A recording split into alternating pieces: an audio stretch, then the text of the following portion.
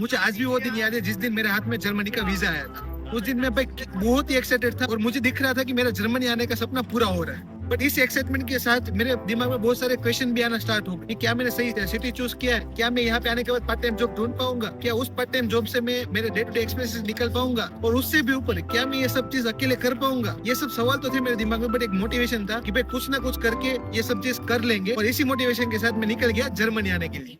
पर main journey तो यहाँ पे आने के बाद शुरू हुई, क्योंकि भाई जब मैं ड्रेसडेन के मेन स्टेशन पे पहुंचा, वहां पे 4-5 तो रास्ते थे। मुझे पहले तो यही समझ में नहीं आ रहा कि बाहर कहाँ से जाना है। जैसे तैसे करके 5 बैग मेरे साथ थी, 3 ट्रॉली बैग, एक वेस्ट बैग और एक पूरा लैपटॉप बैग जो भर के लाया था। इतनी हेवी थी कि मुझे मूव करने में भी प्रॉब्लम आ रही थी। जैसे तैसे करके मैं बाहर तो पहुंच गया, और बाहर जाने के बाद 4 प्लेटफॉर्म, भाई कौन से प्लेटफॉर्म से ट्रेन पकड़नी है वही समझ में नहीं आ रहा था। मुझे एक चीज याद थी कि मुझे स्टूडेंट एंड वर्क की मेन ऑफिस पे जाना है, वहां पे जाके डोम की की ले। यही सोच के मैं एक ट्रेन में बैठ गया। मुझे लगा कि मैं स्टूडेंट एंड वर्क की मेन ऑफिस पे जा रहा हूँ, बट उस ट्रेन ने मेरे को एक अलग ही लोकेशन पे पहुंचा दिया जहाँ पे मेरे को कोई आइडिया ही नहीं था। और स्टार्टिंग के दिनों में मेन मुझे एक प्रॉब्लम आ रही थी कि मुझे लैंग्वेज नहीं आ रही थी, तो किसी को हेल्प के लिए पूछ भी नहीं सकता था। तो ये सब प्रॉब्लम को सोल्व करते करते मैं कैसे भी करके डोम तक तो पहुंच गया फाइनली। तो उसके बाद स्टार्ट होता है पेपर वर्क का खेल। भाई मैं जब जर्मनी में यहाँ पे आया ना पहली बार, मुझे पता ही नहीं था, आइडिया ही नहीं था कि इतने सारे पेपर वर्क करने होते हैं। भाई एक खत्म करता था दूसरा शुरू होता था, दूसरा खत्म करता था तीसरा शुरू होता था। उसके साथ साथ यूनिवर्सिटी के एनरोलमेंट चल रहे हैं, उसके भी एक डॉक्यूमेंटेशन प्रोसेस अलग, इसका भी प्रोसेस अलग है।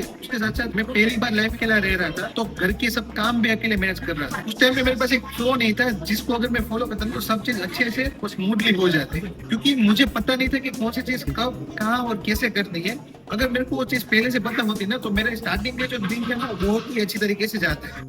तो इन सब प्रॉब्लम को सोल्व करते करते पेपर वर्क तो खत्म हो गए जो मुझे चाहिए थे पार्ट टाइम जॉब्स के लिए। तो मैंने जल्दी से जाके मोस्टली सभी जगह पे अप्लाई कर दिया, और मुझे लकीली तुरंत एक जॉब भी मिल गई नवंबर में, जो मैंने ऑलमोस्ट जनवरी तक की। उसके बाद मेरी एग्जाम थी तो मैंने जॉब छोड़ दी। तो मुझे लगा कि जैसे मेरे को पहली जॉब मिल गई थी, वैसे ही मेरे को तुरंत दूसरी जॉब भी मिल जाएगी। बट वो दूसरी जॉब मिलने में मेरे को ऑलमोस्ट 4 से 5 महीने लगे।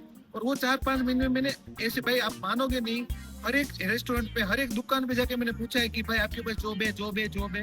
और उन लोगों ने मेरे को बोल दिया कि नहीं भाई जॉब नहीं है हमारे पास। तो उस टाइम में मेरे को लगा कि अगर कोई गाइडेंस होता है जिसको पता था कि भाई यहाँ पे आप अप्लाई करो आपको जॉब मिल जाएगी, या तो यहाँ पे अप्लाई करो, वो गाइडेंस कमी थी मेरे टाइम पे। तो उस टाइम पे मेरे को लगा कि अगर कोई होता है जिसको मैं पूछता कि भाई मैं कहाँ पे अप्लाई कर सकता हूँ, कहाँ पे मेरे को जॉब मिलने के चांसेस है, तो मेरा वो जो टाइम जो 4-5 महीने लगा मेरे को दूसरी जॉब ढूंढने के लिए, वो टाइम नहीं बिगड़ता और उस टाइम पे मैं कुछ प्रोडक्टिव भी कर सकता था। तो ये चीज मेरे को बहुत ही प्रॉब्लमेटिक लगी मैं जब आया था तब। तो ये सारी प्रॉब्लम्स तो कुछ भी नहीं है जो मैं आपको अभी बताने वाला। तो इन 2.5 सालों में 2-3 बार मेरे साथ ऐसी सिचुएशन आई है जब मुझे पुलिस की हेल्प की जरूरत पड़ी थी। और वो टाइम बहुत ही डिप्रेसिव एंड कंफ्यूजिंग था, क्योंकि मुझे पता ही नहीं चल रहा था इन सब चीजों को हैंडल कैसे करना है। और अकेला भी था, तो मुझे आइडिया ही नहीं आ रहा था कि ये सब चीजों को टैकल कैसे करूं। ये सब प्रॉब्लम्स जो मुझे आई थी उसके बारे में हम फ्यूचर में वीडियोस बनाएंगे डिटेल में, जिसमें मैं आपको समझाऊंगा कि अगर आपकी लाइफ में भी वो सेम काइंड ऑफ प्रॉब्लम्स आती है तो आपको कैसे टैकल करना है, वो हम बात करेंगे नेक्स्ट वीडियोस। ये प्रॉब्लम्स ऐसी है जो मैंने कभी भी सोची नहीं थी जब मैं जर्मनी आने का प्लान कर रहा था। तो ऐसी अनएक्सपेक्टेड सिचुएशन किसी की भी लाइफ में कभी भी आ सकती है, जिसके लिए हमें प्रिपेयर रहना है जब हम जर्मनी आने का सोच रहे हैं।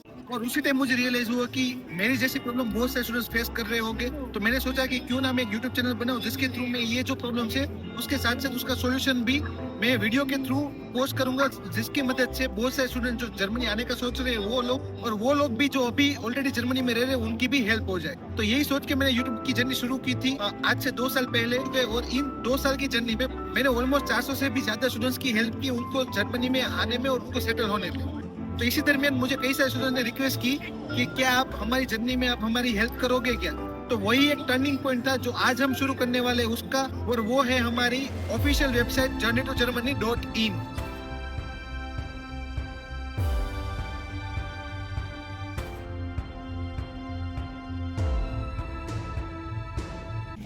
तो हमारी इनिशिएटिव का सिर्फ एक ही मोटिव है कि जो प्रॉब्लम मैंने और मेरी टीम ने यहाँ पे आने के बाद फेस की थी वो प्रॉब्लम सब कभी फेस ना करो।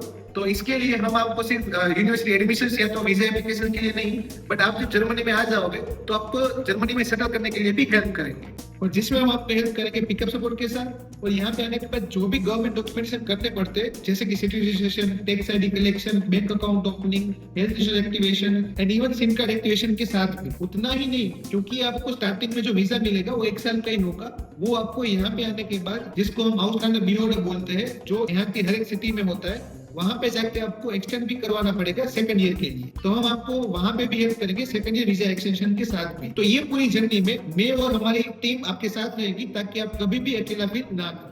तो उतना ही नहीं, अगर आगे के टाइम में कोई ऐसी सिचुएशन आ जाती है जहाँ पे आपको पता नहीं चल रहा है कि क्या करना है, कि जैसा मेरी लाइफ में हुआ था, उस टाइम पे आप हमारी one on one personalised consultation book कर सकते हो, जिसमें हम आपको गाइड करेंगे उस सिचुएशन में से हैसल फ्री बाहर निकलने के लिए।